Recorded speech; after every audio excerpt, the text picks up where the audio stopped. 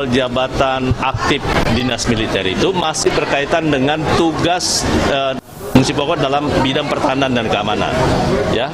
Kecuali untuk jabatan sipil yang lain, maka yang bersangkutan ataupun anggota TNI aktif harus pensiun. Selesai. Oke, baik, Rahlan. Salah satu hal di pasal 47 itu adalah membolehkan TNI aktif duduk di Kejaksaan Agung dan di Mahkamah Agung. Anda khawatir dengan pasal itu? Sejujurnya saya nggak punya kekhawatiran terhadap revisi ini. Kalau memang gini, saya tadi sudah bilang bahwa yang namanya penolakan terhadap fungsi ABRI ini adalah sesuatu yang sangat punya akar historis yang sangat kuat. Dus pada sebaliknya dukungan terhadap profesionalisme TNI itu juga sangat kuat. Artinya sikap hati-hati masyarakat ini akan terus berjalan dan tidak ada hari libur, begitu Pak Budiman. Nah, mengenai persoalan apakah Jaksa Agung, bukan undang-undang di fungsi ABRI itu bisa kembali, ya kita harus terus cegah dengan sebelum Oke, kalau rumusnya adalah soal Kejaksaan Agung dan Mahkamah Agung.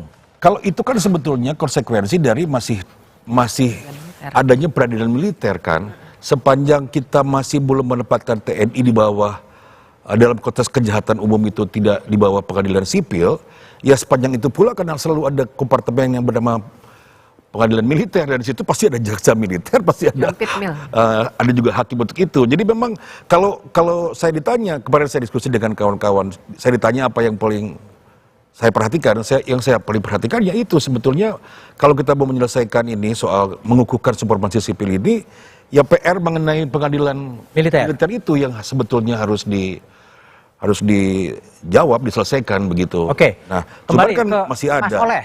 Jadi apa sih persisnya rumusan pasal 47 yang membolehkan prajurit TNI aktif duduk di posisi Kejaksaan Agung dan di Mahkamah Agung? Pada dasarnya itu kan di pasal 47 itu hanya menyatakan bahwasanya yang dimaksud dengan pasal 1 ayat 15 kementerian dan lembaga, saya bacakan satu, di bidang koordinator bidang politik dan keamanan. Yang kedua, pertahanan negara. Yang ketiga, Dewan Pertahanan Nasional. Yang keempat, kesekretariatan negara yang membidangi urusan kesekretariatan presiden dan kesekretariatan militer presiden. Kemudian intelijen negara, cyber dan sandi negara, lembaga ketahanan nasional, kemudian pencarian dan pertolongan, kemudian narkotika nasional, pengelolaan perbatasan, penanggulangan bencana, penanggulangan terorisme, keamanan laut, Kejaksaan Agung, Mahkamah Agung. Oke. Nah, perlu diketahui oleh bersama, ini itu semua existing di Undang-Undang 34 tahun 2004 ya. Kemudian tambahan-tambahan lain itu kan ada di Kepres kan seperti itu. Nah, kami satukan di dalam undang-undang ini supaya lebih kuat gitu, Pak. Dan artinya gini, Mas Oleh, kalau kemudian masyarakat sipil menafsirkan bahwa Presiden boleh saja menunjuk Jaksa Agung sebagai perwira aktif, tidak salah kan tafsir itu? Ya tidak salah, seperti apa yang tadi disampaikan, karena masih ada peradilan militer kan? Oke, baik. Kan tujuannya Bibip, gimana Anda respon ini? Tadi ini kan problemnya juga soal peradilan militer, kan boleh duduk di jabatan sipil, tetapi peradilan militernya juga belum kemudian dikoreksi juga sebetulnya. Saya mau komentari dulu, karena pasal 47 itu kata-katanya adalah yang membidangi, yang artinya sebenarnya juga tidak bilang level mana. Artinya kalau kita ambil, sebenarnya tadi Mas Andi juga udah mengatakan sih, seandainya kita bayangkan kalau gitu bisa, misalnya ya, tadi Mas Budiman bilang Jaksa Agung bisa dong. Bisa. Jadi bisa. Ya, kalau bisa. kata-katanya begini, Ya. mau bedol desa, satu kantor kementerian itu diisi oleh tentara semua. Ibaratnya ya, kalau ada tafsir yang segila itu, bisa nggak? Bisa kalau kata-katanya begini. Nah, itu yang kami khawatirkan. Bahwa kemarin tidak dibuat seperti itu sekali, kita harus ingat karakter pemerintahan yang sekarang. sekarang kita punya presiden itu militer.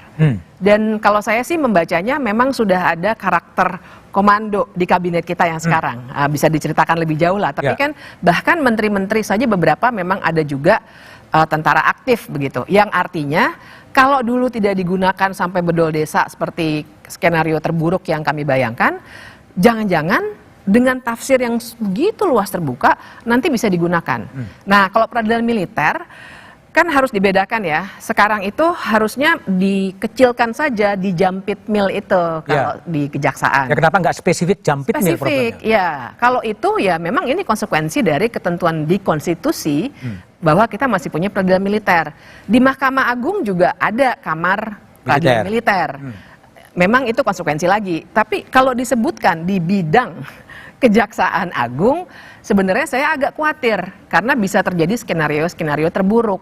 Nah, ini yang jadi masalah dan saya setuju kalau misalnya kalau mau reformasi beneran, segera dong bikin supaya peradilan militer itu benar-benar hanya untuk tindakan-tindakan, jadi tindak pidananya itu yang masuk KUHP militer, bukan subjek yang melakukannya.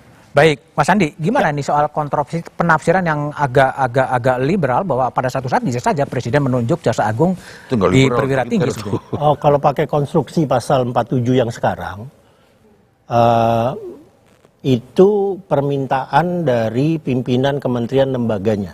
Jadi misalnya saya sebagai Gubernur Lemhanas ya, di pasal 47 Lemhanas boleh diduduki oleh perwira aktif. Saya yang mengajukan permintaan kepada Panglima. Di jabatan apa perwira aktif itu akan dibutuhkan di Lemhanas. Jadi secara teoritik, saya bisa mengatakan ke Panglima, Lemhanas nggak butuh perwira aktif. Jadi 100% saya isi oleh sipil, bisa. Ya. Atau saya kurangi ya, keberadaan perwira aktif di Lemhanas supaya saya bisa mengisinya dengan pakar-pakar dan seterusnya untuk pendidikan calon jenderal. Bisa. Tapi pasal 47-nya, konstruksinya, itu pimpinannya. Jadi yang saya sebutkan tadi sebagai contoh ya, ada eselon 1 di satu kementerian. Ya, itu permintaan dari menterinya. Jadi bukan perintah presidennya untuk menunjuk perwira tersebut. Harus ada permintaan dari kementerian atau lembaganya untuk diproses. Jadi kalau tadi Mbak Bibitnya mengatakan ya satu saat mungkin aja ada Jaksa Agung yang meminta semua eselon 1-nya militer, ya harus ada permintaan dari Jaksa Agung. Ya, tapi kan kemudian saya rasa pengawalan masyarakat sipilnya yang kemudian harus keras sekali pada saat ada permintaan di luar kebiasaan tersebut kan. Oke, baik. Jadi sebetulnya siapa yang diuntungkan dengan revisi Undang-Undang TNI yang akan disahkan besok? Kita bahas setelah jeda berikut ini.